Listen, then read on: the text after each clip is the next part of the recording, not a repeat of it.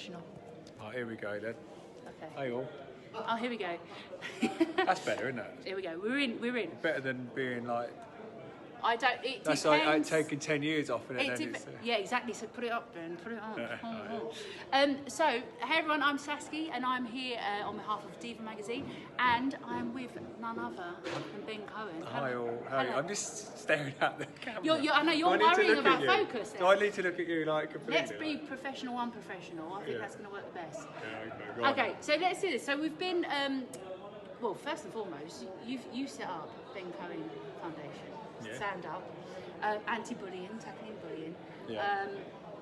You obviously been in sports as a rugby player, would have experienced or seen, I imagine, a lot of sort of issues around bullying and maybe people not feeling like they had a voice. But with that, setting up the Ben Cohen StandUp Foundation, you've obviously really put forward the message that we need to speak up and speak out about making a change to tackle bullying. What message would you give to people maybe in the workplace or even in schools? Because we're seeing bullying, it's not a new thing, it's not an old thing, it's still happening. Yeah. What message would you give to people? Oh wow, you know, I think it's so multi-dimensional, that question, with it from a sports perspective or work perspective or a school perspective, and I think workplace bullying it can be different to what you get at school, but ultimately, you know, being at school, you shouldn't tolerate being bullied, and schools are doing a lot of work around bullying now, and it's important that you report it. It's important that you feel safe at school, and it's important that you can be your whole self at school. And so I'm not talking to the camera. So within the workplace, we look at basically leadership. We look about leaders creating an environment where you can be your whole self to go and be able to perform. Because ultimately, it's wanting your company to get more profits, and by doing that, is creating a workplace where you can perform. And sadly, we see a lot of that doesn't really exist. And some are mainly some are good at it, some are not. So we know there's a lot of work to be done there, and it's about obviously. Now looking at quality diversity, then going into mental health. It's about visibility of LGBTQ awareness within the company. It's about to be understanding and managing banter in the workplace, which is another big thing.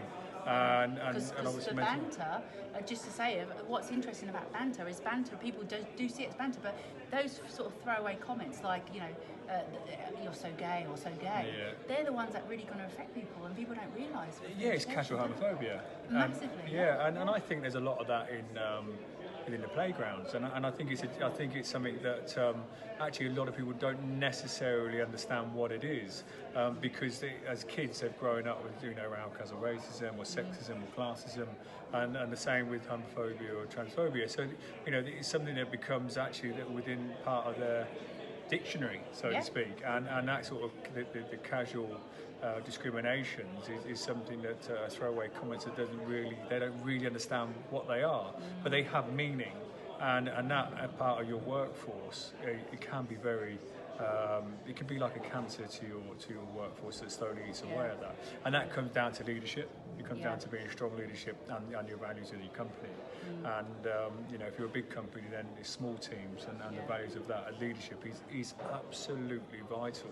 And by that, you need what your values of the company are. And if you want people to buy into your company and have values, is to get them to be in that and have good values that appreciate your staff. And if people don't appreciate that, then that's not their place to be, really. But people do need to speak up about it, and being able to speak up about it and not necessarily putting themselves at risk. And sadly, we do see that, and people don't speak up about it because they don't want to be seen as troublemakers or making their job untenable. Yeah, and this is it.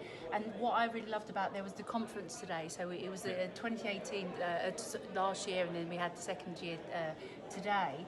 The conference really brought out the whole thing about bystanders, which I think is really important, because bystanders, you know, the whole thing about, do you feel safe to speak up and speak out? Is it a safe space? That's such crucial to people making positive change. And then if we don't have enough people sort of, supporting each other in bullying, because when we think about bullying, often we just relate it to childhood bullying. But the fact that it happens in the workspace is something that we really need to feel empowered, and that was, empowering the individual was sort of the title of the conference tonight, wasn't it? Empowering people to feel that they can make those changes. So you must feel really proud of the success, obviously, the Ben Cohen StandUp Foundation's made. Tonight we've been at the awards, and how does that make you feel? Yeah, do you know what? I probably take it for granted a little bit. I do it because generally I want to make a difference. I don't do it to really sort of enrich or change my life. I just generally think that, with personal circumstances, my dad getting, killed many years ago, and we got murder protected. I set the foundation up, and with things like that, I do it so I can make a difference, be a role model, and obviously being a rugby player in a masculine sport, in an alpha male sport, although I'm not alpha male, but I had to live that life, and I don't really like it because it's not really me. But also being a world champion, and all that to really boot is actually saying, look, men and women in sport do have an extra string to their bow, and it is being a role model. And outside the political arena, sport has the power to really drive a cultural change, and that's why I think our sportsmen and women can do so much more. And there are some people who do amazing work and unseen work. But ultimately, it's about visibility and seeing that your hero doing something right and something for good. Yeah, and that's it.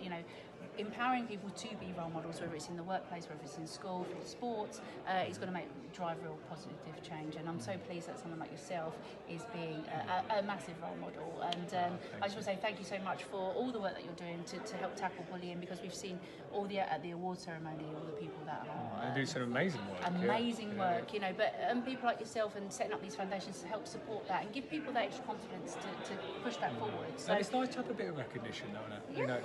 And recognition it goes a long way. And with these guys, that they're raising money or they're doing work to educate people, the next generation, we need to drive a sort of a cultural change. We need to educate those, and these guys are doing that. So thank you for having the interview. I've got to go home and get a train, as I'm never going to get home. That's all right. I'll let you go, Ben, because we had a good long chat, private, walking up here. It was very good. We can't disclose that, but I'm going to let you go. Ben, thank you so much.